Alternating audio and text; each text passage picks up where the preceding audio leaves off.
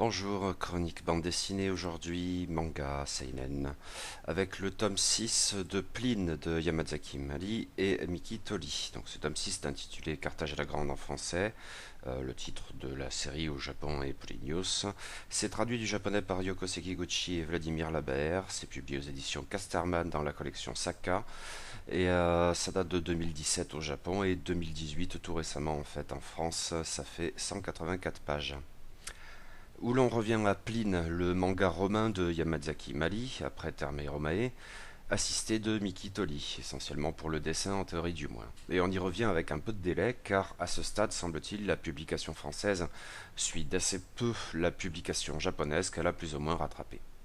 Pline, depuis le départ, me fait l'effet d'une série assez inégale, alternant des tomes très satisfaisants, voire tout à fait brillants, et d'autres beaucoup moins convaincants, parfois même à l'extrême limite du poussif.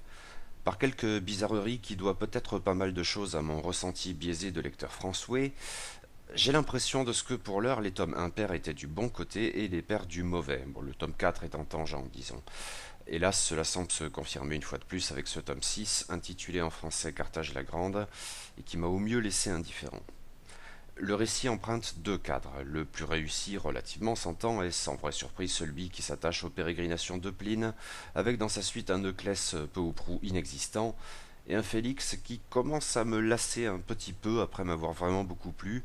Le sentiment demeure, après un tome 5 autrement convaincant mais qui allait déjà dans ce sens, de ce que les auteurs, conscients de la valeur de leur atout, en font un usage un peu excessif et du coup moins savoureux. Ceci dit, il a encore quelques bonnes scènes. Mais depuis le tome précédent là encore, il faut ajouter à ce trio une nouvelle recrue, ce petit garçon, très kawaii, avec son corbeau sur l'épaule, personnage mystérieux et aux connaissances bien singulières, et dont nous commençons ici à véritablement entrevoir le passé, flashback inclus. Globalement, je suppose qu'il constitue un ajout bienvenu à ce stade, même si je lui trouve donc forcément quelque chose d'un expédient mignon. Ceci dit, moi, le faux cynique, j'avoue avoir craqué sur le gros plan craquant du gamin craquant en bas de la page 38, et je suppose que je pourrais mettre pas mal d'entre vous au défi de ne pas craquer. L'idée étant qu'au-delà de la seule kawaiirie, le gamin bizarre exprime avec force l'émerveillement enfantin comme un relais de celui du lecteur, en l'espèce devant la reconstitution de Carthage. Bien après les guerres puniques, j'avoue ne pas du tout savoir ce que la fière cité pouvait être au premier siècle de notre ère. Au passage, c'est une bonne idée que de confronter nos Romains aux reliquats d'une autre civilisation, voisine mais néanmoins distincte, mais elle n'est guère approfondie hélas. C'est l'occasion, je suppose, de louer une fois de plus le dessin de Pline, tant pour ce qui est des expressions des personnages, a priori le domaine réservé de Yamazaki Mali, que pour ce qui est des décors, normalement l'apanage de Mikitori, même si j'avoue une nette préférence pour ces derniers. Qu'il s'agisse de reconstituer avec précision en même temps qu'emphase la civilisation romaine, et éventuellement quelques autres donc, ou de mettre en scène la majesté souvent intimidante de la nature, avec ici un accent marqué sur les vastes étendues finalement comparables dans leur hostilité à l'encontre de l'homme, de la mer et du désert. Il y a dans tous ces registres des pages absolument superbes. Carthage, le désert, oui, ce cadre de l'intrigue est africain. Pline semble avoir lâché l'affaire de la Grèce, trop néronienne de toute façon peut-être. On lui a tant conté de merveilles sur l'Afrique, le naturaliste doit voir tout ceci de ses propres yeux. Ceci étant, pour l'heure, cela ne débouche pas encore sur grand-chose, au mieux quelques belles pages dans le Sahara, avec un Félix égal à lui-même. Sinon, le grand moment de ce périple africain se situe avant cela à Carthage, quand Pline et compagnie rendent une petite visite à un Vespasien sauf erreur déjà entreaperçu, le futur empereur, ce dont aucun des personnages n'a conscience comme de juste, étant d'une certaine manière dépeint comme l'antithèse de Néron, un homme un peu fruste, vulgaire même, avec sa blague plus ou moins de paix hélas totalement incompréhensible. Est-ce une question de traduction ou faut-il seulement déduire que ces blagues sont vraiment très très mauvaises, ou les deux? En même temps, nous connaissons la singulière destinée de Vespasien dans le dictionnaire français. Oui, c'est un paysan les pieds sur terre en somme, ou même dans la terre, savez-vous planter les choux. Or, en face, il y a bien Néron, et comme d'hab en ce qui me concerne, c'est là que la BD pêche, comme depuis le début ou presque. Si les meilleurs tomes de Pline faisaient abstraction autant que possible de ce qui se passait au sommet de la cour impériale, celui-ci y accorde à nouveau une place très importante, sans commune mesure même, j'ai l'impression. Et hélas, peut-être de la pire des manières. Bon, je dis spoiler au cas où, mais ça n'en vaut sans doute pas vraiment la peine. De fait, depuis le premier tome, on devine qu'à terme, la BD mettra en scène l'incendie de Rome. Et bingo, c'est à la fin de ce 6e volume que la chose arrive, même si sur le mode d'un cliffhanger bien convenu. Le problème, ce n'est pas tant ce thème, même rebattu, que la manière dont les personnages y sont associés. Le Néron de Yamazaki Mali et Mikitori se voulait plus nuancé que la vision critique commune dans l'Occident chrétien, mais il a bien vite tourné de lui-même à la caricature, comme si le sujet ne pouvait tout simplement pas se montrer véritablement subtil en fin de compte. Au début, la BD semblait accorder un rôle de choix et autrement plus enthousiasmant au personnage tout à fait fascinant en même temps qu'intrigant de Popée.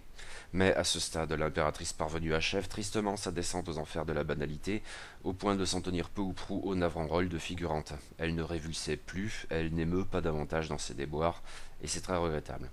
C'est maintenant Tigellin qui occupe le devant de la scène, si l'on ose dire, pour cette variation de l'ordure qui magouille dans l'ombre, mais l'éminence grise manque hélas de caractère pour s'en tenir au seul archétype, et le rôle des juifs dans son entourage reste encore à éclairer. Ramener Sénèque dans l'histoire ne suffit certes pas à améliorer les choses, c'est plat, convenu, caricatural. D'autant que la BD s'autorise une faute de goût de plus en ramenant sur le devant de la scène un personnage que j'avais presque heureusement oublié, tu parles, la pauvre prostituée muette Plotina, que je ne peux qu'associer aux moments les plus ratés de la BD jusqu'alors. Mon ressenti demeure et c'est peu dire à la lecture de ce tome 6, même si son retour n'était hélas pas une surprise, car elle était conçue, semble-t-il, comme le personnage qui non seulement matérialiserait la cruauté pathologique de Néron, ça n'y manque pas ici, en même temps que comme le prétexte idéal pour introduire la secte méconnue des chrétiens dans cette histoire.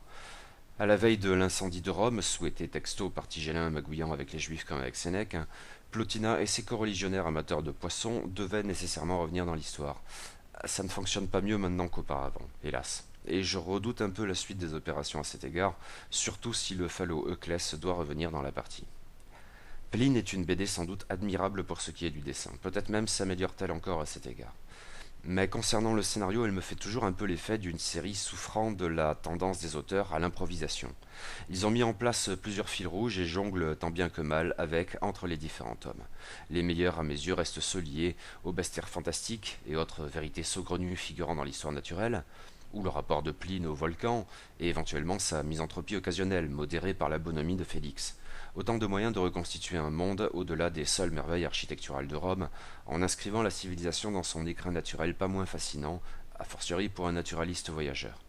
Mais les fils rouges les moins convaincants à mon sens tiennent à la haute politique romaine, au couple Néron-Popée, et en gros à tout ce qui implique Plotina, la pauvre fille n'étant de toute façon guère plus qu'un trait d'union, même mélodramatique au possible. Or ce 6e volume met bien trop l'accent à mon goût sur ces derniers versants de la bande dessinée. Bilan au mieux mitigé donc, voire moins que cela.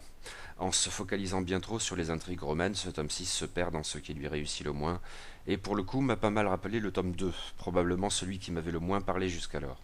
Si le dessin demeure irréprochable, le propos ennuie vaguement à ce stade. Rien d'insurmontable, mais rien d'enthousiasmant non plus, hélas. À voir si l'impair tome 7 saura rattraper une nouvelle fois les dégâts comme ses prédécesseurs, à moins que l'incendie de Rome ne phagocyte une fois de trop l'intrigue. Bah, nous verrons.